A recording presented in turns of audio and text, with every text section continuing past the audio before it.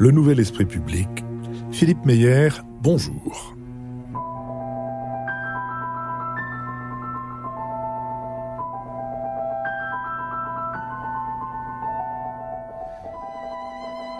Bonjour, merci de nous avoir rejoints pour cette nouvelle édition du Nouvel Esprit Public, au cours de laquelle nous allons tenter d'éclairer certains aspects de l'actualité. Nous le ferons avec Jean-Louis Bourlange, député des Hauts-de-Seine, avec Matthias Fekl, ancien ministre, avocat et conseiller régional de Nouvelle-Aquitaine, avec Lucille Schmitt, membre du comité de rédaction de la revue Esprit, et avec Richard Verly, correspondant à Paris du quotidien suisse Le Temps.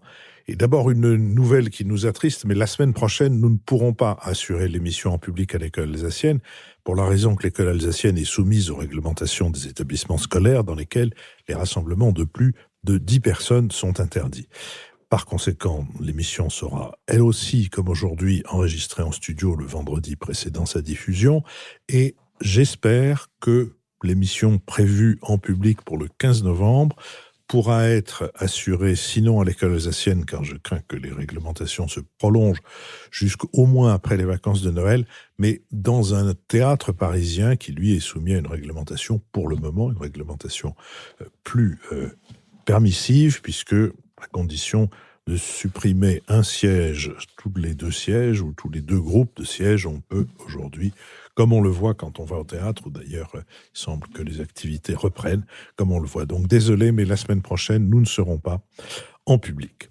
Nous sommes partenaires de l'hebdomadaire Le 1, dont le dernier numéro est intitulé « Comment Trump a changé l'Amérique ». Je retiens l'article, entre autres, de George Packer, journaliste et essayiste qui écrit: beaucoup d'experts jugeaient au moment de son élection que Trump serait tenu sous contrôle, que ce soit par le Parti républicain, les membres de son équipe, les médias ou la loi. Bref, que le système américain de checks and balances, les contrôles et les contrepoids, permettrait de circonvenir son pouvoir. Un à un, les garde-fous ont sauté, à commencer par le Parti républicain. L'establishment du parti ne voulait pas de lui, mais il s'est rangé quasi intégralement derrière sa bannière quand il a compris que l'électorat le suivrait.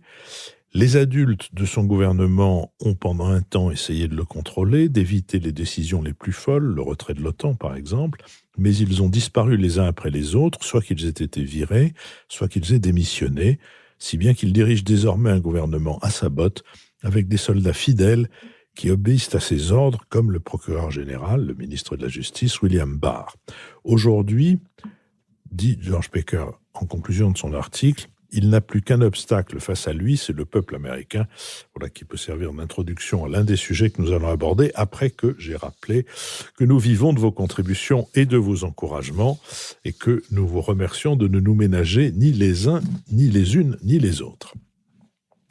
Donc, les élections aux États-Unis se passent dans un contexte de triple crise, sanitaire, économique, raciale. La campagne électorale pour les présidentielles américaines, après un tour chaotique, après le premier débat le 29 septembre entre le président américain et l'ancien vice-président, un débat jugé par la presse américaine comme le pire dans l'histoire récente du pays. Selon la chaîne de télévision CNN, le perdant a été la démocratie, tandis que le magazine Time a titré « Annuler les 2 prochains débats ».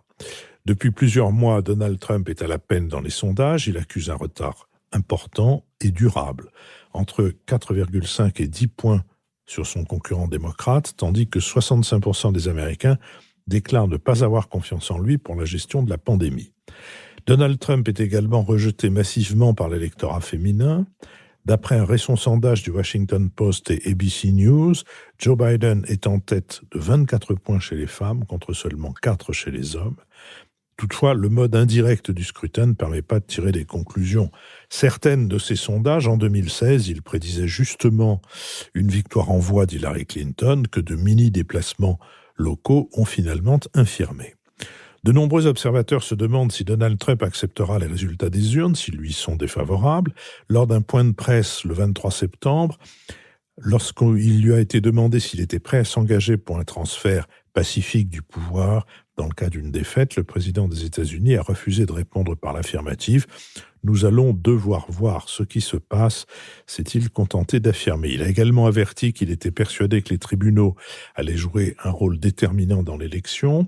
un contexte qui rend d'autant plus importante la nomination d'une nouvelle juge à la Cour suprême en remplacement de Ruth Bader Ginsburg, décédée le 18 septembre. Au sommet de la hiérarchie judiciaire, la Cour peut avoir à arbitrer des litiges électoraux, y compris le résultat de la présidentielle du 3 novembre, comme nous l'avons vu lors d'une présidentielle précédente. Donald Trump a affirmé que la seule manière dont il pourrait perdre l'élection serait qu'elle soit truquée. À cause de la pandémie, beaucoup d'Américains vont voter par correspondance. Entre les réticences de Donald Trump et les problèmes d'organisation liés à la Covid-19, ce vote à distance s'annonce compliqué. Au-delà du duel politique, le vote par correspondance fait planer l'incertitude sur les résultats. Les règles varient en effet d'un État à l'autre. Dépouiller les votes par correspondance prend du temps et des retards de courrier sont à craindre. Le scrutin intervient alors que les services postaux sont en difficulté après des restructurations lancées par leur nouveau patron, Louis DeJoy, un proche de Donald Trump, et selon Rick Hasen, spécialiste du droit des élections, le plus probable, c'est que le nom du président ne soit connu qu'une semaine après les élections. En cas de défaite, Trump dénoncerait les fraudes. J'ajoute que nous enregistrons cette émission vendredi 1er octobre au matin, peu de temps après avoir appris que le président Trump avait été déclaré positif à un test de coronavirus. Sur cette question, Lucille Schmitt. Oui, merci beaucoup Philippe.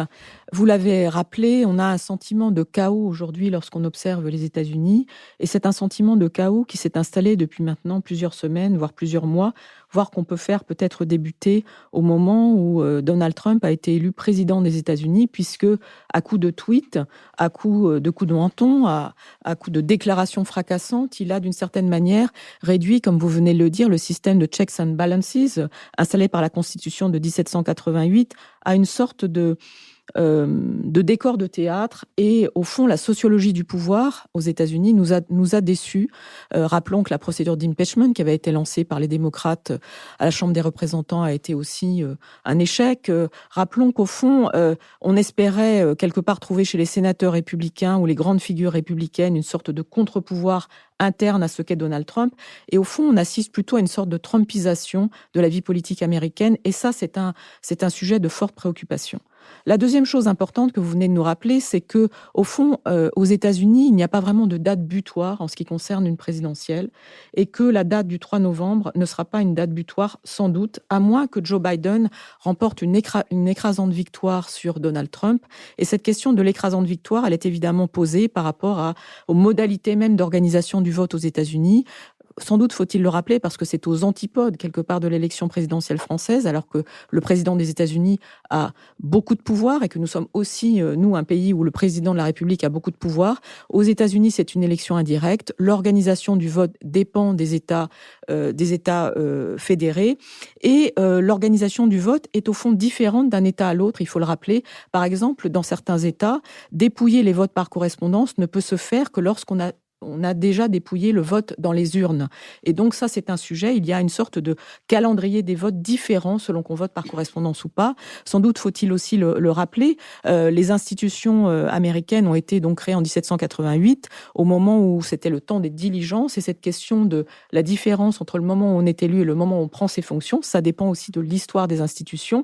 Enfin, rappeler l'importance de ces swing states, qui sont une dizaine, qui sont ceux où la population est la plus importante. Et dans ces swing states, on ne le dit pas assez, je crois, dans le débat public, la règle, c'est que même si vous gagnez l'élection dans cet État-là avec quelques dizaines, voire quelques milliers de voix, vous emportez l'ensemble des représentants, donc des délégués qui vont ensuite élire le président, ce qui explique pourquoi régulièrement on nous explique que le président des États-Unis a eu beaucoup moins de votes, ou a eu ou une poignée de moins de votes, comme en 2000, lorsque Al Gore et Bush se sont menés une guerre judiciaire sans merci, et que le juge puisse être au fond l'arbitre suprême de cette élection et non pas les électeurs. Alors par rapport à ça, ce qui est aussi très important, c'est qu'on voit bien, et ça avait été dit beaucoup en 2016, au moment de la précédente élection, que la guerre, la manipulation, la guerre des médias qui est lancée par Donald Trump est importante parce qu'elle peut dissuader de très nombreux électeurs d'aller voter.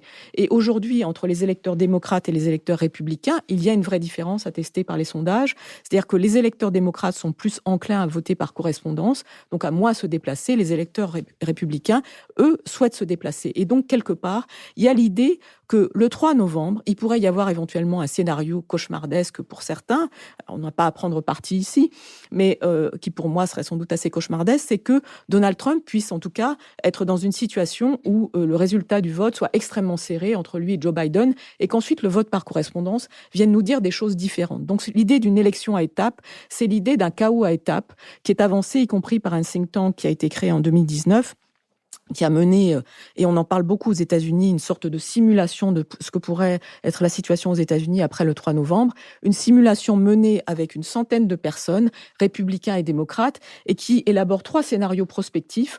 Le seul scénario où il n'y a pas plus de chaos après le 3 novembre, c'est le scénario où Joe Biden l'emporte d'une manière écrasante, donc au vote, non pas par correspondance, mais au vote dans les urnes. Et c'est un scénario qui, en tout cas aujourd'hui, n'apparaît pas probable à plus de 50-60%. Donc ça, c'est un point essentiel. Et ce qui a frappé aussi les membres de ce think tank, c'est que lorsqu'ils ont fait s'affronter camp contre camp des républicains et des démocrates qui avaient été choisis parce qu'ils avaient occupé des fonctions importantes dans des élections précédentes, les républicains ont fait preuve d'un comportement trumpiste. C'est-à-dire qu'ils ont été prêts à mener bataille judiciaire, manipulation des États. Je rappelle que, par exemple, il est possible pour certains États de désigner d'autres grands électeurs que ceux qui auraient été désignés par les électeurs si jamais le résultat du vote n'est pas reconnu. Donc on envisage aujourd'hui, par exemple, qu'il puisse y avoir bataille de grands électeurs dans certains scénarios de simulation. De cela, pour terminer, je dirais que ce qui est intéressant, c'est que ce think tank tire 3 conclusions. 3 conclusions importantes, c'est que l'organisation du vote confiée aux États doit se faire d'une manière qui soit extrêmement structurée. C'est un appel à la rationalité. La deuxième chose, c'est qu'ils en appellent aux médias et aux entreprises comme Facebook sur le fait de pouvoir jouer leur rôle de régulation d'une manière beaucoup plus forte que ce qu'ils ont fait jusqu'à présent. Et enfin, ils en appellent, je ne sais pas si c'est au peuple, mais ils en appellent à la société et aux citoyens, mais avec l'idée que même si le résultat du vote est incertain et que c'est le chaos, il faut que les citoyens mènent quelque part une contestation non violente. Donc c'est l'idée que peut-être les institutions ne joueront pas leur rôle, et ça me semble extrêmement préoccupant. Richard Verly. Je voudrais revenir au débat qui a opposé Donald Trump et Biden, parce que bien évidemment, c'était la première fois où on a pu, en quelque sorte, juger de la capacité et de la stratégie de ces 2 candidats face à face. Et là, ce qui est préoccupant, je trouve, que Donald Trump est versé dans l'outrance, dans la caricature, dans les attaques permanentes, afin de déstabiliser Joseph Biden, c'était attendu. Il l'a fait, je dirais, il a porté ça à son paroxysme, et il va sans doute continuer si le Covid ne l'abîme pas trop, puisqu'il est désormais malade du Covid, tout comme son épouse. Par contre, moi, j'avoue que ce débat m'a laissé perplexe sur la stratégie suivie par Biden. On a bien compris que le candidat démocrate veut incarner la stature de l'homme d'État face à ce président qui se permet tout et n'importe quoi, au fond face à ce président qui joue pour le pire avec l'Amérique. Mais est-ce que cette stratégie, d'une part, est convaincante, et est-ce que, d'autre part, elle peut tenir les 2 prochains débats, puisque vous le savez, il y en aura encore 2, et également un débat entre vice-présidents avant le scrutin du 3 novembre. Ce qui m'a quand même frappé, c'est que Biden n'a pas réussi finalement à contrer de manière convaincante Trump. Il a endigué le flot d'injures, on pourrait presque dire, de la part de Trump, mais il n'apparaît pas pour l'instant comme un candidat qui est en mesure, je dirais, de dompter, voire de surmonter l'animal politique Trump. Or, on sait que ça va être ça, la stratégie de Trump. Ça va être, encore une fois, s'il peut le faire physiquement, de monter systématiquement au créneau, non seulement dans l'espoir de déstabiliser celui qu'il appelle Sleepy Joe, donc Joe qui dort, et d'autre part, dans l'espoir de montrer aux Américains que l'énergie est de son côté. Que lui, certes, est un président qui peut-être abuse, mais c'est un président qui a de l'énergie pour défendre les Américains, pour incarner une Amérique forte, etc., etc. Donc voilà, ça c'est la première réflexion que je voulais livrer, cette interrogation, et je suis de ce point de vue pas toujours convaincu par les articles que j'ai pu lire sur le thème « Biden a gagné, Biden l'a emporté », la sérénité qu'il a démontrée, sa capacité à résister, finalement, s'est avérée convaincante. La deuxième observation, c'est ce qu'il y a de plus pernicieux, et je rejoins ce que disait Lucie là, sur le danger de l'abstention, le danger de cette fatigue démocratique. Au fond, ce que Donald Trump fait, d'une part, il énergise ses militants, ses partisans, etc., jusqu'au paroxysme, mais de l'autre, il descend tellement bas dans l'exercice démocratique que pour un certain nombre de gens, ça peut entraîner l'idée à quoi bon aller voter dans ces conditions? Si la démocratie est devenue tellement délétère, si les deux hommes qui sont censés porter notre système et notre pays en arrivent là, à quoi ça sert de faire confiance aux urnes? Et moi, j'avoue que j'ai très peur de ça, parce que bien évidemment, les gens qui réfléchiront de cette manière, tout comme je le fais, sont plutôt les gens éduqués, sont plutôt les gens, je dirais, dont on pourrait penser qu'ils voteraient démocrates. Et moi, je suis inquiet, à nouveau, de cette fatigue démocratique que Trump est en train d'initier. Au fond, il décourage tous ceux qui pourraient voter contre lui, parce qu'il fait tomber le système américain tellement bas, y compris du point de vue de sa réputation démocratique, que finalement, un certain nombre d'électeurs pourraient être tentés de se laver les mains en ne votant pas et en n'envoyant pas leur bulletin s'ils le font par correspondance. Et là, on tombe sur tout le problème du vote par correspondance qu'a évoqué Lucille. Donc voilà, deux observations, j'avoue, assez sceptiques que je voulais faire, parce qu'il y a une stratégie de la terre brûlée chez Donald Trump, il y a une stratégie de la dévastation tous azimuts, et quand même une question qui demeure, c'est est-ce que Joe Biden, à un moment donné, ne va pas donner l'impression qu'il est entre guillemets, fragile à cause de son âge, fragile à cause de peut-être sa méthode, et dans un pays, les États-Unis, qui aiment regarder vers l'avenir, qui aiment regarder la force, qui admirent la capacité de ceux qui peuvent tout casser et tout remettre en cause, peut-être que, compte tenu de l'équation que vous avez évoquée, Philippe, c'est-à-dire ça va se jouer dans quelques États, eh bien peut-être que dans ces quelques États, Donald Trump pourrait au dernier moment réussir son pari. Ça, j'avoue que c'est inquiétant. Jean-Louis Bourlange ? Oui, moi je suis assez sensible à ce que vient de dire Richard. Je ressens un peu les choses comme ça. Ce qui est frappant dans ce débat, le débat américain est très réel dans la société américaine, et il est tragiquement radicalisé. L'extrémisme républicain a atteint son comble, enfin il n'est même pas républicain, c'est l'extrémisme trumpiste, il faut dire, avec notamment une solidarité qui ne s'est pas dissimulée pendant le débat avec le suprématisme. Et à l'inverse, le radicalisme démocrate est absolument incroyable. Il suffit de voir les conditions dans lesquelles a été amené à démissionner le directeur du musée de San Francisco. C'est inimaginable, alors qu'il avait fait une opération qui aurait dû être plébiscitée, d'ouverture sur la diversité, sur l'exposition de toiles de peintres afro-américains, féminins, enfin tout un ensemble de choses. Il a eu des mots qui n'ont pas été appréciés du lobby extrémiste, et il a été de fil en aiguille conduit à démissionner. Alors, c'est un des plus grands spécialistes, un des plus grands muséistes, on dit, je ne sais pas si on dit ça, des États-Unis. Donc je donne cet exemple, mais il y en a évidemment mille autres, on est dans une radicalité profonde. Mais, et c'est là où je trouve que Richard a raison, c'est pas là-dessus que cette radicalité s'est exprimée. On aurait pu avoir deux visions des États-Unis. On a eu un débat qui a été volontairement, systématiquement poissé par le président sortant. Et avec une complicité objective. Moi, je ne sais pas comment a été recruté le journaliste de Fox News. Enfin, Fox News, a priori, c'est plutôt un indice de partialité en faveur de Trump. En tout cas, il est inimaginable que l'arbitre n'ait pas réagi plus vivement en préservant les temps de parole de chacun, notamment ceux de Joe Biden, et en faisant vraiment taire le président. Ça n'a pas été le cas. Et effectivement, le but est assez clair, c'est de faire paraître deux choses. Je crois que Richard a dit les choses. L'énergie face à l'endormi, l'énergie, et d'autre part, provoquer ce dégoût qui est très puissant. Il y a des réactions, notamment en France, Le Figaro, etc., qui ont plutôt dit c'est Biden qui a gagné, etc. Mais quand on regarde la presse américaine, c'est plutôt le ras-le-bol. On veut plus entendre parler de tout ça. Et il est clair que Trump a intérêt à l'abstention. il a plus intérêt que Biden à l'abstention. Donc je crois qu'il y a quelque chose qui n'est pas absurde dans cette stratégie épouvantable. Et alors il a intérêt à effectivement rendre cette élection complètement fétide, incertaine, et puisqu'il consolide quand même des positions de pouvoir, vous l'avez rappelé, qui sont importantes. Il contrôle le Sénat, il renforce ses pions à la Cour suprême, il a un monopole de l'information dans une grande partie des États-Unis, avec Fox News, les petits journaux locaux qui ne parlent de rien, et puis un monopole d'une télévision qui est quand même terriblement orientée et simplificatrice. Et paradoxalement, la seule force qui est résistée jusqu'à présent, c'est l'armée.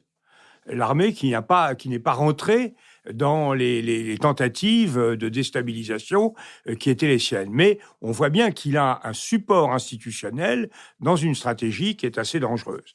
Alors voilà ce que je...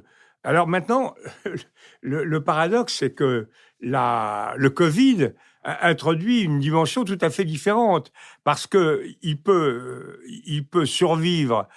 Il pourrait retrouver une popularité avec le Covid, mais sur des valeurs de compassion qui sont totalement étrangères à celles qu'il a l'habitude de pratiquer ou de cultiver. Donc il est là, il se retrouve dans une situation où il doit attirer la compassion de ses concitoyens, alors que véritablement il n'est pas fait pour ce rôle. Enfin, c'est comme si Al Capone voulait être soutenu par l'armée du salut. Fiscale. Enfin, il y a quelque chose qui colle pas. Bon, donc voilà. Alors maintenant, au-delà de ça, moi je trouve que ce qui est quand même absolument fascinant, c'est l'ensemble des incertitudes. On a une incertitude sur ce qu'il faut faire pour gagner. Alors je rappelle que c'est pas simplement qu'on peut être élu aux États-Unis avec moins de voix que son concurrent. Ça a toujours été le cas. Et on a souvent été élu même avec une marge très, très restreinte, comme John Kennedy par rapport à Richard Nixon. Mais que là, il a été élu avec un déficit de à peu près 2 millions, si 4 2 millions de voix. 4, moi je croyais que c'était bon, c'est encore mieux, si je puis dire, pour ma démonstration, et que c'est une tare au sens balance du terme, structurelle, parce que c'est quelque chose qui affecte l'électorat démocrate et pas l'électorat républicain, puisque ça repose essentiellement sur les inégalités démographiques entre les États. Le fédéralisme corrige les inégalités démographiques entre les États. Trump a beaucoup d'États du Middle West, etc., qui lui sont favorables. Les grands États qui lui sont étrangers, c'est la Californie et l'ensemble New York, New Jersey, et puis un peu là. Bon, ce sont des États qui sont donc totalement sous-représentés en termes démographiques. Donc on a quelque chose qui devient structurellement inégal et pas simplement aléatoire. La deuxième incertitude, c'est l'incertitude de la marginalisation de la plupart des citoyens. Évidemment, dans une élection, on sait toujours que c'est l'électorat flottant qui fait le choix, 5 ou 10% en France, qui vote à droite, qui vote à gauche, etc. Mais on ne sait pas qui c'est. Ça peut être vous, moi, n'importe qui, tandis qu'aux États-Unis, on sait qui c'est. On sait que l'élection ne concerne pas les 3/4 des États où les jeux sont faits. Donc on a une sorte de délégation au profit de 6 États, ce qui est très incommode et ce qui est très désagréable pour des gens qui ont le sentiment... Ce qu'on a eu à Paris, par exemple, quand des gens n'ont pas voté dans le 16e arrondissement, ils disent qu'est-ce que ça peut me foutre ? De toute manière, la droite passera, mais ça n'inquiète en aucune façon Madame Hidalgo. On peut faire le raisonnement dans l'autre sens, d'ailleurs. Mais c'est cette situation-là. La troisième incertitude, c'est l'incertitude technique. C'est-à-dire qu'il y a vraiment des fragilités, on les avait vues autour de l'élection de W. Bush par rapport à Al Gore, mais à travers les cartes perforées, tout ça, ça marchait pas très bien. Mais là, il y a une immense inconnue autour du vote postal, du vote par correspondance. On voit très bien que des électeurs sont en mesure de voter plusieurs fois. Enfin, il y a un nid de contradictions qui peuvent être exploitées par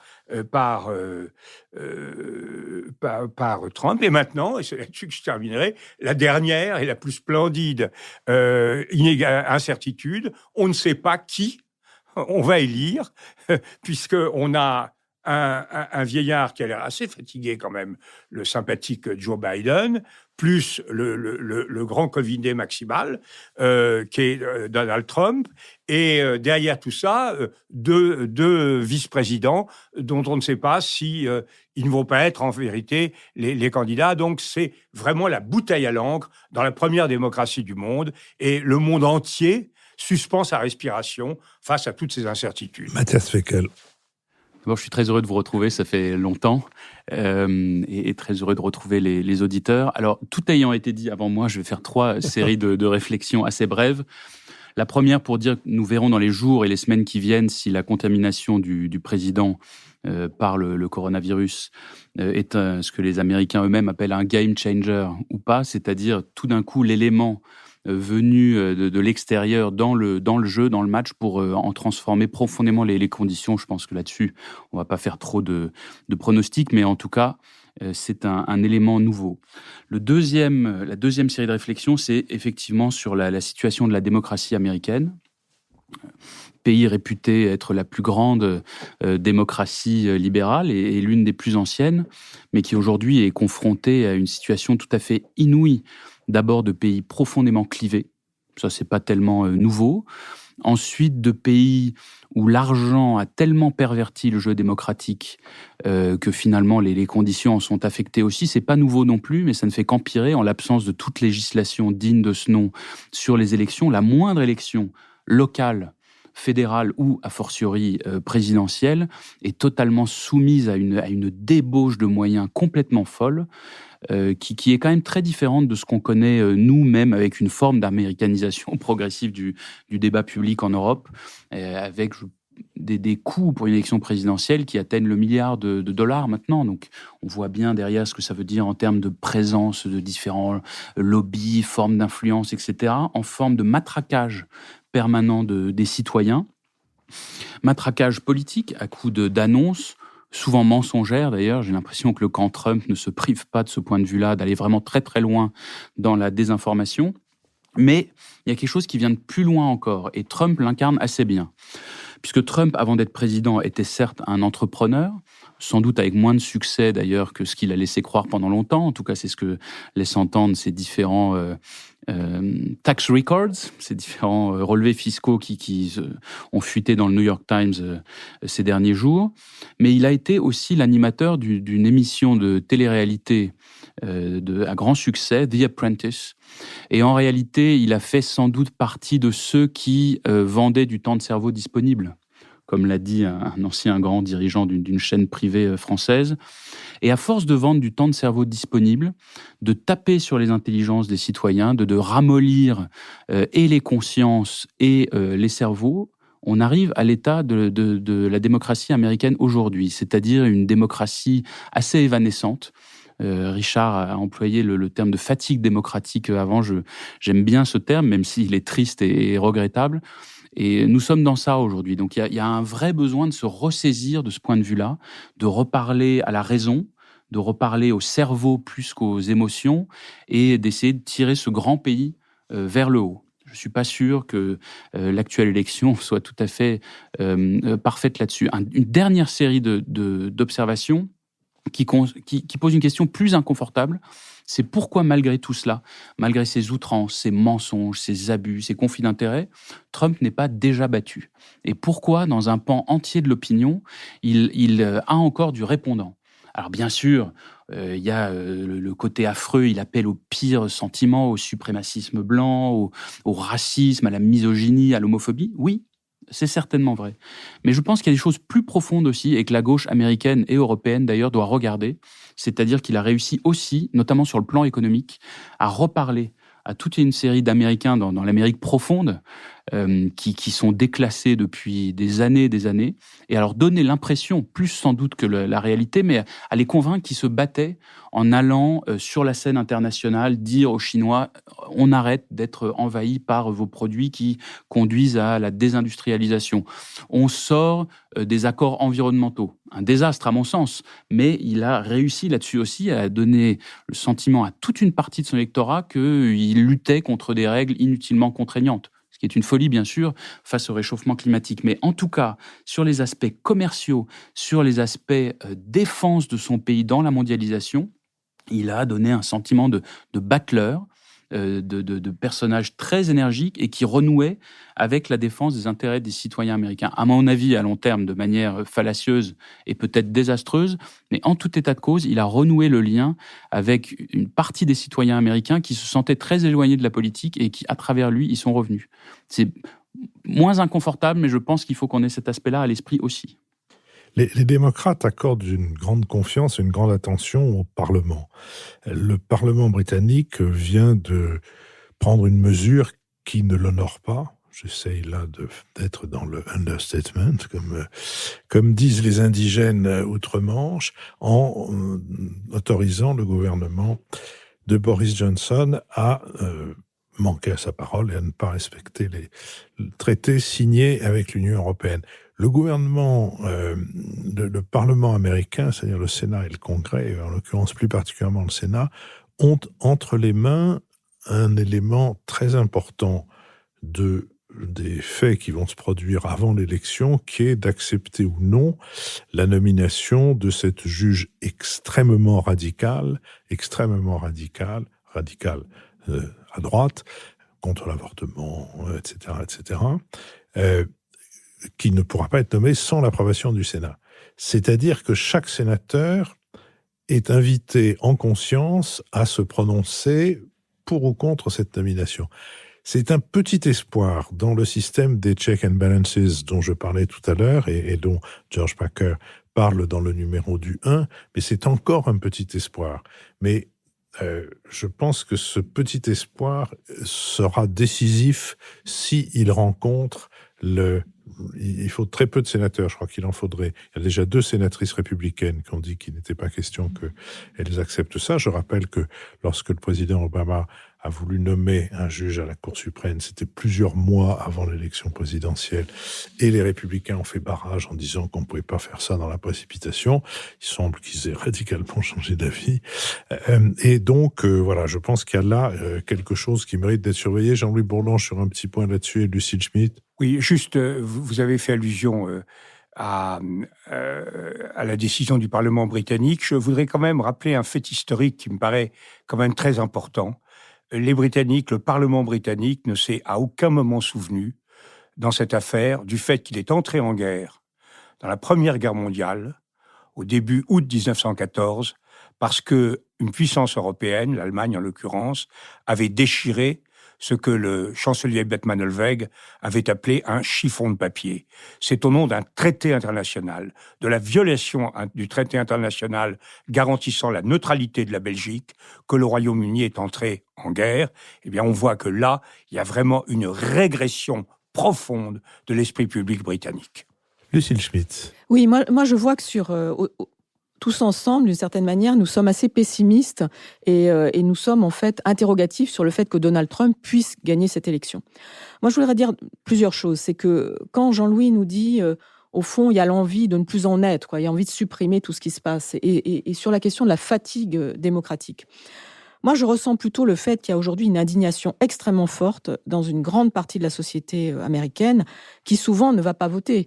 Et ça rejoint aussi le sentiment peut-être qu'en 2016, l'élection a été quand même en partie volée à l'électorat démocrate parce qu'il ne s'était pas suffisamment mobilisé pour une candidate qui avait donné le sentiment d'être d'abord du côté de l'establishment. Et lorsque Mathias nous rappelle qu'aujourd'hui, le rôle de l'argent dans les campagnes électorales est très important, c'est quelque chose sur lequel il peut y avoir, je crois, une révolte, un sentiment. Comment est-ce qu'on transforme l'indignation en vote ? Voilà, c'est ça le sujet qui est aujourd'hui posé aux démocrates. Et transformer l'indignation en vote, évidemment, lorsqu'on a Joe Biden comme candidat, c'est pas si simple. Je rappelle quand même que c'est l'électorat noir qui l'a désigné par rapport à Bernie Sanders. Et je voulais dire une chose, c'est que moi j'ai regardé par exemple Bernie Sanders interrogé sur Joe Biden et sa performance dans le cadre du débat. Et ben Bernie Sanders, évidemment, on lui posait les questions ennuyeuses, angoissantes. Vraiment, vous pouvez soutenir Sleepy Joe? Et ben Bernie Sanders, avec toute la... Moi, j'en ai marre d'ailleurs qu'on parle des vieillards. Je pense que le sujet, c'est au fond quelle personne on est. Et je trouve que Bernie Sanders, par exemple, qui soit soutenu par les jeunes, en le regardant, on le comprend. Et il a dit très fortement, mobilisez-vous, allez voter pour Joe Biden. Et je pense que si Joe Biden est élu, c'est parce qu'il aura été aidé pour être un président plus collectif. C'est ça le sujet. D'un côté, on a un homme seul qui, quand même, il faut le dire, s'il refuse le résultat de l'élection, c'est que c'est un dictateur. Appelons-les un chat un chat. C'est-à-dire que les États-Unis pourraient être, au fond, dirigés par un dictateur. Donc c'est ça aussi le sujet. Et que de l'autre côté, du côté de la société américaine, il y aura l'idée que les institutions sont là aussi pour faire que la question démocratique existe. Et je pense que le sujet de l'indignation, il n'y a pas que la fatigue, il y a aussi l'indignation aujourd'hui aux États-Unis. Richard Verly. Il y a bien sûr l'indignation. Après, il y a une autre question qui recouvre ce qui a été dit, c'est de quelle manière et avec quelle profondeur Donald Trump a déjà changé l'Amérique durant son mandat. Et j'avoue que pour moi, c'est une interrogation, je ne le mesure pas, mais beaucoup de changements. Alors, il y a les changements institutionnels, la nomination d'une juge à la Cour suprême qui a déjà eu lieu. Il va peut-être avoir la chance d'en nommer une nouvelle, comme l'a dit Philippe, radicale au sens ultra-conservatrice du terme. Mais ça, c'est une vraie inquiétude parce que l'Amérique de Trump n'est plus l'Amérique d'Obama. Il a changé un certain nombre de paradigmes et encore une fois, ces paradigmes, il les a changés dans les États qui sont importants pour lui, pour faire basculer cette élection.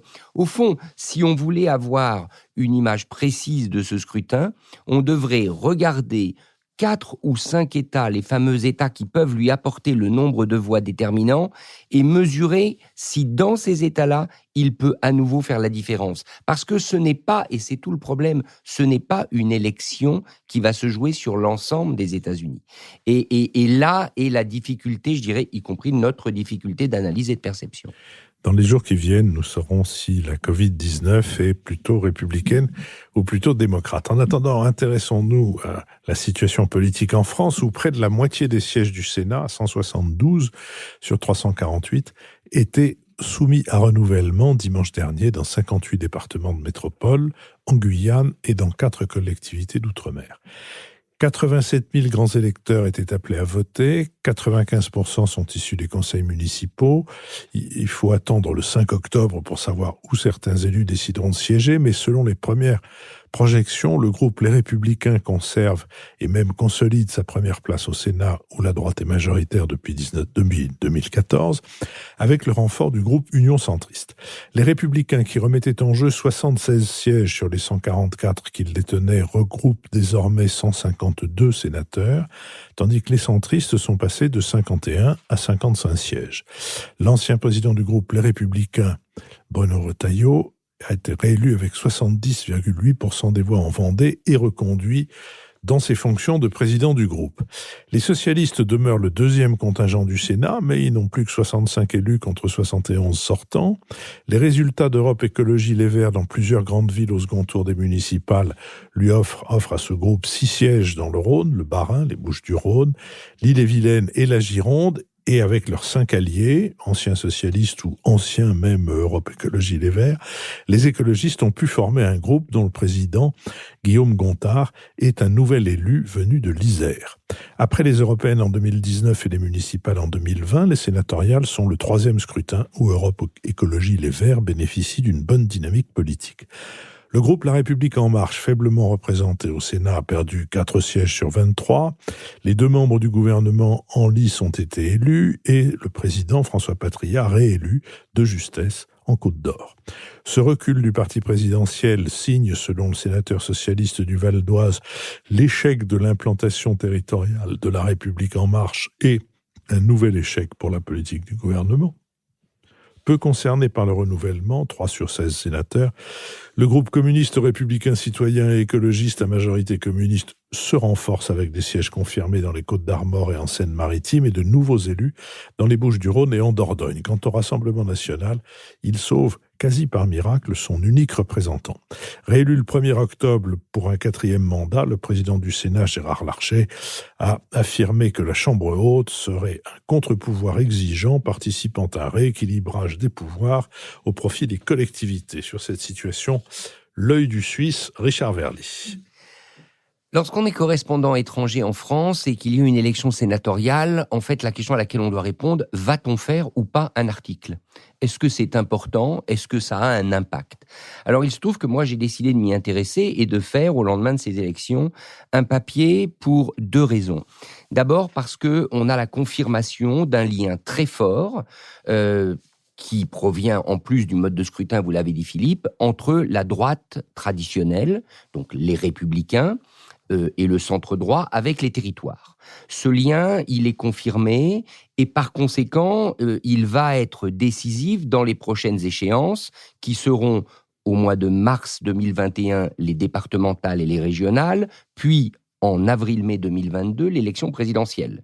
On voit bien là que Emmanuel Macron et son parti La République En Marche ont échoué à ancrer, ça a déjà été dit lors de précédents scrutins, à ancrer ce mouvement présidentiel dans les territoires, dans les départements, qui reste un bastion où la droite traditionnelle, d'une part, maintient ses positions et d'autre part, peut espérer repartir à l'offensive en vue des scrutins dont je viens de parler. Donc, de ce point de vue-là, oui, cette élection sénatoriale est un indicateur vraiment intéressant. Deuxième indication, c'est La République En Marche et la stratégie qu'Emmanuel Macron, avec son mouvement, va être obligé de suivre. Alors certes, le résultat pour La République En Marche est moins calamiteux que ce qu'on pensait. Il perd quelques sièges, mais il conserve le groupe. Au fond, c'est cela qui était le plus important. Et surtout, François Patriat, qui dirigeait ce groupe, donc sénateur de la Côte d'Or sortant et rééligible, a été réélu alors que beaucoup le donnaient en position extrêmement fragile. Néanmoins, pour Emmanuel Macron, il y a une difficulté qu'il va devoir surmonter. Comment ce mouvement peut agréger autour de lui ? Il est maintenant acquis que La République En Marche, en tant que telle, ne parvient plus à s'étendre, tant au niveau électoral qu'au niveau même des militants. Alors, bien sûr, on peut penser que la machine présidentielle va se remettre en marche dès lors qu'Emmanuel Macron dira qu'il est candidat. Vous avez peut-être noté d'ailleurs qu'il y a des affiches dans Paris, en tout cas. Là, récemment, il y a de nouvelles affiches. Ensemble, nous réussirons avec Emmanuel Macron. J'ai remarqué ça. Je pense qu'il y a une campagne là qui est une campagne non dite qui est en train de démarrer. Bref, la seule stratégie, et c'est ce que prouvent ces élections sénatoriales qui restent pour Emmanuel Macron, c'est d'agréger autour de son mouvement d'autres forces politiques, notamment au centre. C'est ce qu'il va sans doute tenter de faire au Sénat. On est donc plutôt, à mon avis, pour l'avenir, vers une constellation macronienne que vers un parti dédié au président et qui porterait l'effort présidentiel. Et cette constellation macronienne, pour moi, elle se situe maintenant résolument, plus que jamais à droite et au centre droit. Mathias Fekl. La première nouvelle, qui n'est pas vraiment une de ces élections sénatoriales, c'est que la Haute Assemblée reste à droite. Il y a un seul président avec lequel j'ai travaillé, Jean-Pierre Bel, socialiste sous la Ve République, avec cette fonction essentielle d'être le deuxième personnage de l'État, comme on dit souvent. Je ne sais plus quel président disait, je crois que c'est le général de Gaulle, à chaque fois, je ne suis pas sûr, à chaque fois que je serre la main du président du Sénat, j'ai l'impression qu'il me tâte le pouls. Qui dit bien l'importance discrète mais réelle de ce personnage qui est amené à remplacer le président de la République pour une période transitoire en cas de disparition de celui-ci. Mais espérons évidemment que cela ne se produise pas. Au-delà de cela, le Sénat reflète une forme de réalité politique française. Il ne reflète pas tout non plus. C'est le mode de scrutin qui survalorise les petites communes, donne un biais très particulier, mais permet aussi une représentation de la France rurale, peut-être souvent oubliée ailleurs, et en particulier dans les médias. Alors, le résultat de cette élection sénatoriale, à mon avis, montre d'abord, est d'abord le résultat des élections municipales par définition qu'on a connues et les traduit. C'est une sorte de deuxième ou troisième tour de ces élections-là. Il montre, et ça Richard l'a parfaitement démontré, aussi les difficultés du mouvement présidentiel aujourd'hui à s'implanter. Moi j'ai le sentiment que les principales figures de En Marche qui ont été réélues ou élues au Sénat l'ont été malgré l'étiquette En Marche et pas grâce à l'étiquette En Marche. Autant en 2017, à l'Assemblée nationale, il y avait un mouvement de fond incontestable, profond. Autant là, c'est plutôt l'inverse. C'est ce qu'on pense à Sébastien Lecornu, à Jean-Baptiste Lemoyne, à François Patria. Ce sont des personnalités politiques profondément implantées dans leur territoire, qui en connaissent tous les grands électeurs, qui en connaissent les différents enjeux locaux, qui se sont battus pour ces territoires-là, qui connaissent la ruralité. Bon, donc ce sont avant tout leurs personnes qui ont été élues plus que ce mouvement-là. Je pense qu'on peut pas en déduire grand-chose, moi, sur la suite au niveau national, en réalité, de ces élections-là, si ce n'est le fait qu'En Marche n'existe pas en tant que tel. En Marche, c'est Emmanuel Macron. Et c'est ce qu'il voudra en faire ou pas. Le jour où il ne sera plus là, ce mouvement n'existera plus. Le jour où il décidera de s'en débarrasser pour créer autre chose, pour une autre conquête, etc., autre chose naîtra peut-être ou pas. Mais le mouvement en tant que tel n'a pas de réalité. Il a une réalité numérique très importante, mais il peine à avoir une expression, une existence, une idéologie politique extrêmement forte. En tout cas, moi, c'est le sentiment que j'ai. Je veux dire une dernière chose, c'est l'importance du Sénat aujourd'hui en tant que contre-pouvoir. C'est une des rares institutions aujourd'hui dans un paysage totalement monolithique dans lequel d'autres opinions peuvent encore s'exprimer, y compris au groupe En Marche d'ailleurs. Je pense que le groupe En Marche au Sénat est beaucoup plus libre que le groupe En Marche à l'Assemblée nationale, est composé différemment. Au Sénat, quelle que soit l'appartenance politique, vous avez encore un travail de fond qui est mené, une liberté de parole et de pensée qui, me semble-t-il, est plus forte qu'à l'Assemblée, ce qui est quand même, dans nos institutions, un phénomène notable. Lucile Schmitt. Oui, moi je voulais rappeler que, comme on l'a dit, c'est une élection au suffrage indirect et que c'est 87 000 grands électeurs, puisqu'on a beaucoup parlé de grands électeurs aussi à propos des États-Unis, qui élisent ces sénateurs. Donc ça permet aussi de mesurer qu'est-ce que c'est que cette élection.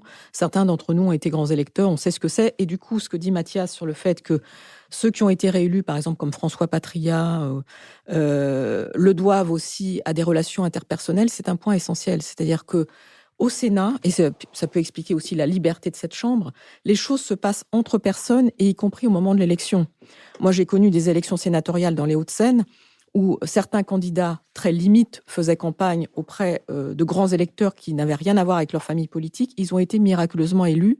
Et je rappelle que dans chaque élection sénatoriale, il y a aussi des listes dissidentes. Ça a été par exemple une très bonne manière de tourner la parité obligatoire sur les listes pour faire élire plus d'hommes.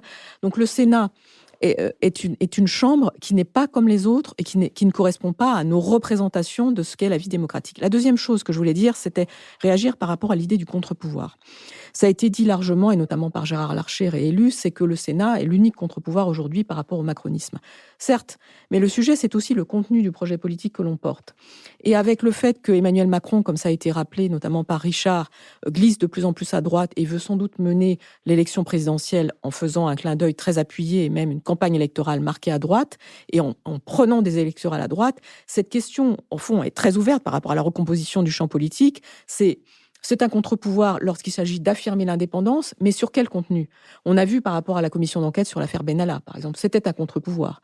Mais ce n'était pas un contre-pouvoir par rapport au contenu des politiques publiques. Et donc, l'enjeu devant nous, puisqu'on parle de l'élection présidentielle, et chacun l'a en tête, c'est au fond, comment ça va se passer lorsqu'il s'agira de se disputer le champ de la droite ? Sera-ce Emmanuel Macron le candidat d'une droite raisonnable ? Sera-ce un autre candidat, Valérie Pécresse, dont on nous dit que c'est une sorte d'Emmanuel Macron au féminin ? Je crois que la question est complètement ouverte aujourd'hui. Troisième point, enfin, on a beaucoup glosé sur le fait que les écologistes pouvaient recréer un groupe au Sénat, puisqu'ils n'en avaient plus depuis 2017. Et effectivement, ils ont 12 sénateurs, dont un sénateur corse et puis un sénateur ou une sénatrice, je ne sais plus, apparentée. Ça tient aussi aux divisions de la gauche. Qu'il y ait des électeurs, grands électeurs qui aient voté pour les Verts, c'est très bien. Mais le PS a perdu des sénateurs, notamment parce qu'il y a eu un phénomène de transvasement avec les Verts. Mais ça tient aussi aux divisions de la gauche. Et je pense que ça, c'est un point essentiel. Comme l'a rappelé Laurence Rossignol en grondant et très en colère, la gauche unie aurait pu avoir, je crois, 6 ou 7 sièges supplémentaires de sénateurs, mais il y a eu une concurrence qui s'est faite entre notamment les Verts et les socialistes. Je rappelle aussi que les communistes ont gagné des sièges de sénateurs, et donc il y a eu une division, en tout cas une concurrence entre différentes forces de la gauche, qui laisse effectivement, comme vient de le dire Mathias, totalement ouverte cette question de la perspective électorale à gauche, alors même que je crois le champ du contenu électoral ouvre une perspective à la gauche pour la présidentielle, parce que un contre-pouvoir, certes, au Sénat, mais quand il s'agira de contenu et de projet contre projet pour l'élection présidentielle, la gauche a aujourd'hui un espace, et à mon avis, la domination de la droite au Sénat le laisse grand ouvert pour la gauche. Oui, il y a même des divisions à l'intérieur de Europe Écologie Les Verts, puisque Europe Écologie Les Verts arrive à former un groupe de 12 sénateurs avec quelqu'un qui est dissident d'Europe Écologie Les Verts et qui est revenu sans étiquette. Donc, en effet, nous sommes dans le brouillard. Jean-Louis Bourlange. Oui, alors, je crois effectivement que c'est à mon tour de dire que tout a été dit. Je pense que ces c'est une menace que nous n'acceptons pas. Ne sont pas très intéressantes parce que elles reflètent quand même très clairement les élections municipales. On voit très bien la République en marche échappe au désastre, les socialistes s'en tirent à peu près, la droite progresse, les écologistes enregistrent dans la confusion que vous venez de rappeler, certains des bénéfices de leur percée, d'ailleurs complexe au municipal. Donc tout ça, c'est business as usual. Je crois qu'il n'y a pas grand-chose à en dire et Gérard Larcher est élu pour l'éternité, ce qui est dans sa nature profonde. Oui, c'était, deuxième, si je puis me permettre, on avait interrogé, alors j'ai jamais su si c'était Frédéric Dupont ou si c'était Marcel Dassault, mais quand il présidait l'Assemblée nationale en raison de son doyenné d'âge, une de mes consoeurs un peu insolente, alors que Marcel Dassault avait 93 ans et qu'il était doyen d'âge pour la 3e législature consécutive, lui avait demandé s'il comptait se présenter aux élections législatives encore longtemps. Et Marcel Dassault, avec sa voix de nez, avait répondu: Mademoiselle, je me présenterai aux élections législatives jusqu'à ma mort. Et après, j'irai au Sénat. On avait attribué ça à Frédéric Dupont. Et c'est plus drôle à dire avec l'accent. Jean Larcher, je ne voudrais pas être manqué de courtoisie à son égard. Il a le même âge que moi, donc je ne mets pas en cause du tout son âge. C'est pas parce qu'il a un pied dans la tombe que vous devez marcher sur l'autre. D'éternité classique, du classicisme, comme l'avait dit d'ailleurs Édouard Philippe dans le débat sur les symboles de mémoire. Personne n'est parfait, même le président Larcher. Et Dieu sait que c'était, selon lui, la quintessence absolue de la perfection. Donc on est là dans quelque chose d'assez classique. Ce qui est frappant quand même, c'est l'état assez profond de décomposition de l'ensemble des forces. À droite, la droite est quand même très profondément clivée sur des thèmes qui ont perdu aux européennes avec la candidature de tête de liste de M. Bellamy, qui sont une liste nationale, anti-européenne, assez anti-immigrée en vérité, et qui, au bout du compte, a fait une contre-performance absolue. Mais en même temps, c'est extrêmement difficile pour des gens qui sont sur une autre ligne que celle-là de se distinguer fondamentalement de la politique du président Macron. Donc, il y a là quelque chose de très difficile. La gauche, c'est évidemment extraordinairement complexe. Je crois que les clivages à l'intérieur de la gauche, les ruptures, les divisions n'ont jamais été aussi profondes. Entre des Verts qui avaient la vente en poupe et qui l'ont peut-être encore un peu, mais qui choisissent clairement, comme toujours, la radicalisation et l'irresponsabilité dans des conditions qui sont parfois pitrales, comme à Bordeaux avec l'Arbre mort ou des choses de cet ordre. Mais ils avaient un candidat qui était un personnage tout à fait respectable et sachant équilibrer les choses, qui avait réussi sa percée aux européennes, qui est M. Jadot. À peine M. Jadot est-il apparu comme susceptible d'être un candidat à la présidentielle, que tout le monde sort du bois au nom de lignes beaucoup plus radicales, avec d'ailleurs des lignes parfois complètement délirantes, comme celle d'Alix Canfin, qui préconise la guerre des sexes. Je ne crois pas que l'avenir de l'écologie, ni l'avenir de la politique française, soit d'opposer dans une lutte civile à mort, les femmes aux hommes ou les hommes aux femmes. Je crois que c'est pas le secret de la... Vous croyez qu'il n'y a que deux sexes? Comment? Non. D'accord, je reconnais bien là, cher Philippe, votre dimension centriste. Et troisième, et quant à la gauche, l'anticapitalisme est très réel, c'est un égalitarisme profond, etc., qui contredit, là encore, un réalisme réformiste qui était assez largement inspiré par Macron. Mais En Marche, même, est dans une situation analogue. Moi, je suis de ceux, quand je me suis rallié à Macron au moment de la présidentielle, j'ai dit qu'il y avait deux moyens, j'ai fait un papier là-dessus, j'ai dit qu'il y avait deux moyens de constituer une majorité macronienne. La méthode à la Merkel, c'est-à-dire qu'on respectait les familles, qui sont des rivières, peut-être des rivières souterraines, mais qui existent. Les familles, il y avait une famille social-démocrate qui n'était pas la même que la famille socialiste, enfin c'est une vieille histoire au sein des socialistes. Il y avait une famille démocrate chrétienne, centriste, etc., qui s'incarnait à peu près dans le MoDem, et il y avait une famille jupéiste, Cinquième République, ouverte sur l'Europe. Bon, ça faisait trois composantes qui étaient assez clairement identifiées. Et je pense que quelqu'un comme Merkel aurait fait une alliance avec tout ça.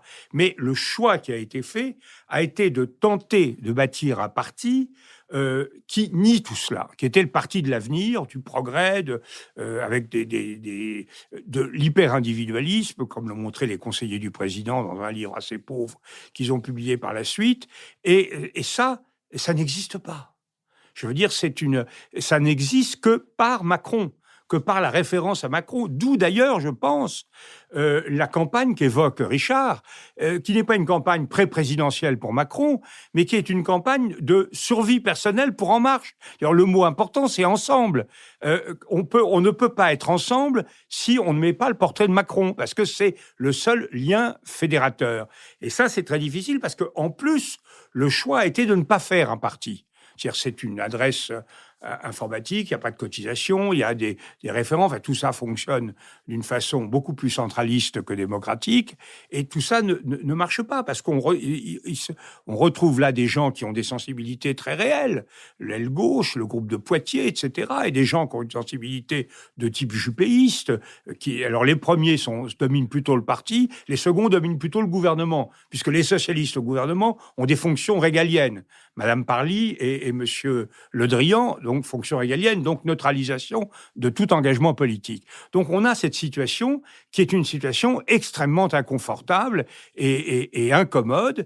Et je crois, alors à cela s'ajoute le fait que le discours institutionnel n'a pas été clair, que en vérité ce qui a prévalu, ça n'était pas une approche néo-parlementaire du système, ça a été plutôt une approche néo-bonapartiste au sens Napoléon III du terme, et le résultat, c'est que on est dans un système dans lequel le Parlement ne trouve pas sa place. On invente des formules comme la Convention citoyenne, etc., qui consistent en fait à éliminer 99% de la population du débat, parce que c'est simplement les tirés au sort qui y participent. Donc tout un ensemble de choses qui ne vont pas. Et je pense que là, il est absolument nécessaire pour le président de la République moi je crois que le débat de politique institutionnel est central. Il faut qu'il trouve un équilibre. Et je pense que, je termine en une seconde, la logique de cette affaire, c'est que les Français auront le besoin d'une cohabitation. On sent. Alors, la cohabitation n'est pas facile par les temps qui courent, avec la coïncidence des mandats. Et je pense que ce qui se dessine, peut-être, c'est une majorité, peut-être une réélection de Macron, sauf effondrement général du système, ce qui est possible, mais ça sera très grave. Élection de Macron et, en contrepartie, un équilibrage au niveau parlementaire avec une majorité qui serait composée, pour une part, des macroniens du premier tour, les actuels REM et MoDem, et pour une part, de macroniens du second tour qui diront « nous, on vote Macron au second tour pour sauver la République, mais on n'adhérera pas à une majorité béni oui-oui ». Donc, on est prêt à participer, mais ça sera un nouveau tour de oui mais. Je pense que cet équilibre-là, il correspond à quelque chose d'assez profond dans l'esprit public français, qui sait que Macron est en fait le seul qui puisse être réélu si on veut éviter le déluge, mais qui en même temps aura tout à fait le souci de modérer, de tempérer et de contrebalancer son pouvoir. C'est sur cette, faut-il dire, une prédiction, sur cette réflexion, en tout cas, comme disait Pierre Dac, il faut se garder de faire des prédictions, en tout cas si elles concernent l'avenir. C'est sur cette prédiction que nous entrons dans notre dernière séquence, la séquence des brèves. Je l'ouvrirai d'abord en rappelant la nouvelle désagréable à donner, mais malheureusement inévitable, qui est que la semaine prochaine, nous ne pouvons pas assurer en public l'émission à cause des nouvelles règles sur les distanciations sociales, etc. Donc l'émission sera enregistrée comme celle d'aujourd'hui le vendredi. Ensuite, en ce qui concerne les brèves, un mot sur l'exposition Turner au musée Jacques Marandré. Les expositions au musée Jacques Marandré, je trouve, sont toujours très agréables pour deux raisons. La première, c'est qu'elles sont de taille raisonnable. Moi, j'ai été élevé en matière de fréquentation d'expositions par Françoise Cachin, qui a dirigé Orsay et ensuite les musées de France, et qui m'avait dit, Philippe, dans un musée ou dans une exposition, jamais plus d'1h30. Eh bien là, c'est tout à fait le temps nécessaire à la visite de cette exposition Turner, dans laquelle, évidemment, on retrouve quantité de choses extrêmement impressionnantes quant au travail de la lumière et du mouvement. Et j'aimerais qu'un cinéma ou qu'une télévision ait l'idée de programmer le film de Mike Leigh qui s'appelait Mr. Turner, qui était dans lequel Timothy Spall jouait magnifiquement Turner, dans lequel je ne sais pas pourquoi Ruskin était peinturluré comme une espèce de vieille folle, enfin de jeune folle pédante et insupportable. Mais quoi qu'il en soit, le film est passionnant et l'interprétation l'est aussi. Et puis, autre chose qui n'a évidemment rien à voir, j'avais dit en son temps tout ce que j'avais pu tirer du livre du docteur Georges Saline, dont la fille a été tuée au Bataclan. Il se trouve que le docteur Saline a été contacté par le père de l'un des 3 assassins du Bataclan, Azline Amimour, et que cette rencontre qui s'est faite d'abord à reculons.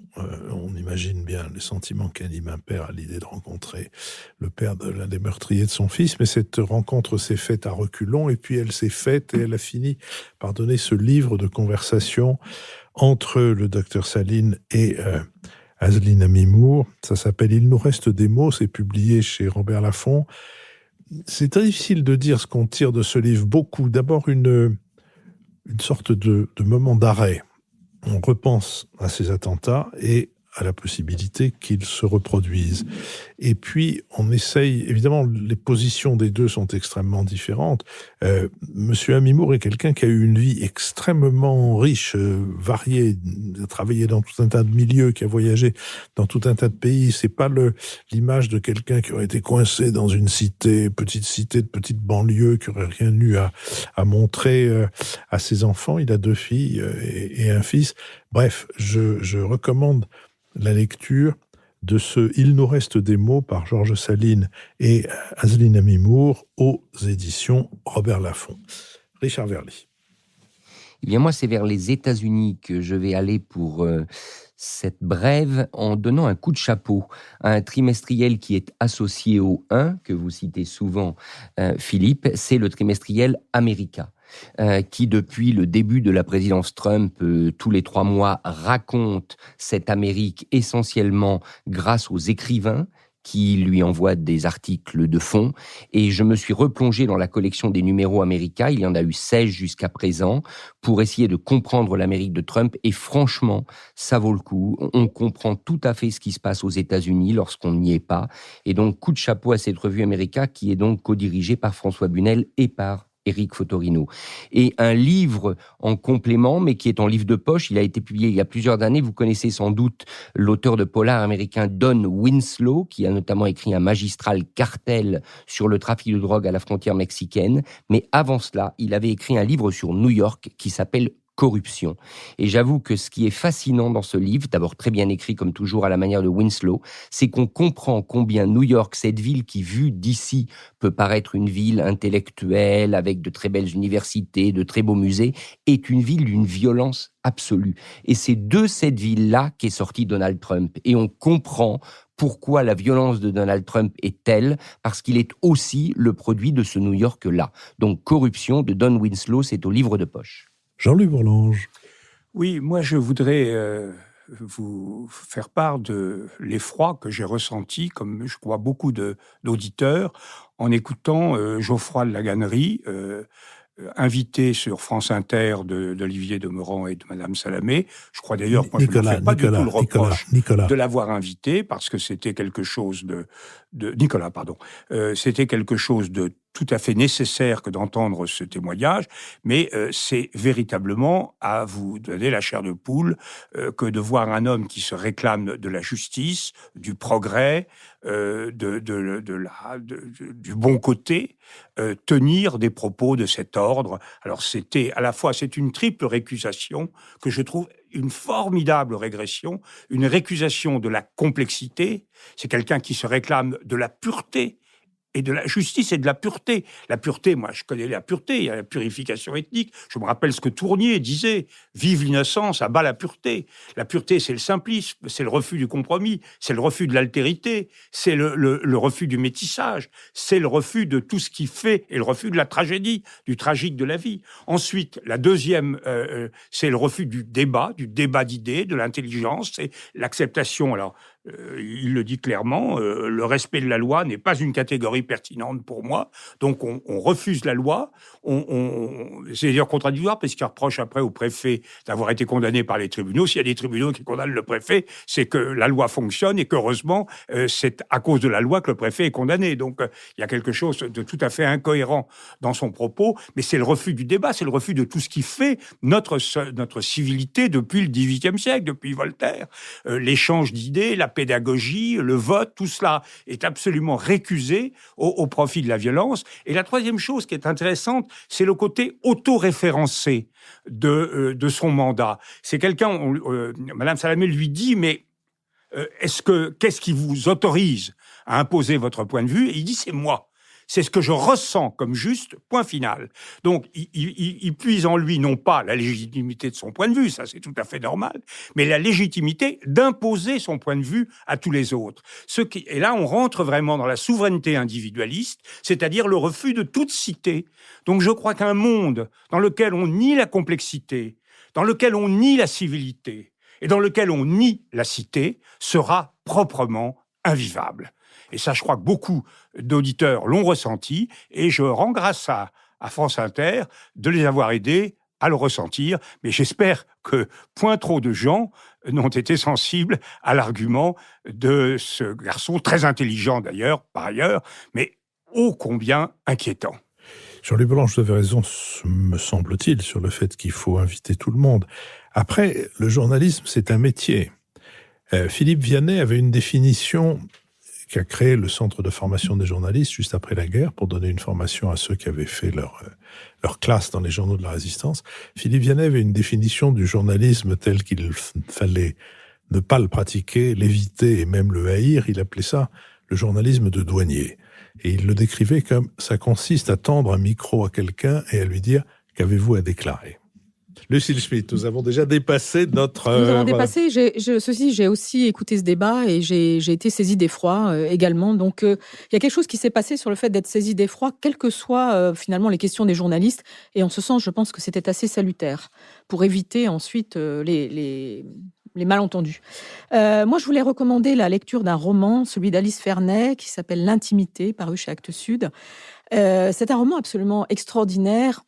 D'abord parce qu'il explore bien sûr le couple, c'est pas très original, mais il le fait d'une façon intéressante parce qu'il mêle les histoires très bien racontées, la langue est magnifique, et quelque part les conversations philosophiques. Et au fond, aujourd'hui, cette question de la relation entre les hommes et les femmes est quelque chose qui relève sans doute d'un débat philosophique. Il évoque aussi beaucoup cette question du choix d'être mère ou pas, dans un moment où il semble que l'évidence d'avoir un enfant ne soit pas discutable, autour de personnages féminins qui sont assez remarquables, 3 personnages féminins et un personnage masculin également remarquable qui n'hésite pas à recourir au site de rencontre, mais parce qu'au fond, il est romantique. Je pense que c'est quelque chose d'important et j'ai adoré ce roman, à la fois parce qu'il est nourri par de vrais caractères et parce qu'il est philosophique. Mathias Fekl. Dans cette période qui refuse le débat, qui préfère les outrances et les postures à la réflexion, je voudrais rendre hommage, moi, justement, au débat. Et donc signaler le numéro des 40 ans du débat. Peut-être de manière un peu classique, il en a été beaucoup question dans le débat public. Mais je crois que la disparition de cette revue est une nouvelle très triste, qui reflète d'ailleurs l'état de notre débat public, où encore une fois, les procès a priori, les invectives, les lynchages l'emportent sur toute réflexion et sur tout jugement profond et pondéré. Donc je veux rendre hommage, moi, à Pierre Nora, à Marcel Gauchet, Christophe Pomian, à toute l'équipe qui a fait vivre cette revue pendant 40 ans. Et puis aussi envoyer peut-être un message d'optimisme, même si l'époque n'y incite pas, mais d'abord d'autres revues continuent, Esprit, Commentaires, beaucoup d'autres. Et puis des revues naissent, souvent en ligne d'ailleurs, de grande qualité. Et donc espérons que cet esprit du débat, qui était un esprit qui nous a tous tirés vers le haut pendant ces 40 ans, perdure à travers leurs successeurs ou leurs grands frères et grandes sœurs.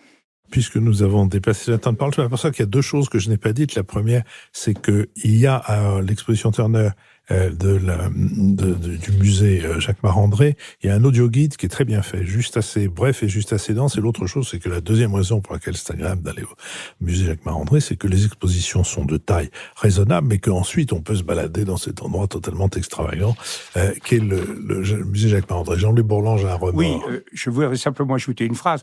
Commentaire a du mal à vivre. Oui. Il est dans la situation du débat, donc je donne un conseil à nos auditeurs. Aussitôt que vous avez versé votre bol, et un peu plus que votre bol, à Nouvel Esprit Public, courez vous abonner à Commentaire. C'est la survie qui est en jeu. Mais le débat n'avait pas de problème, puisque c'est Gallimard qui en assurait le fonctionnement. On n'a pas été y voir.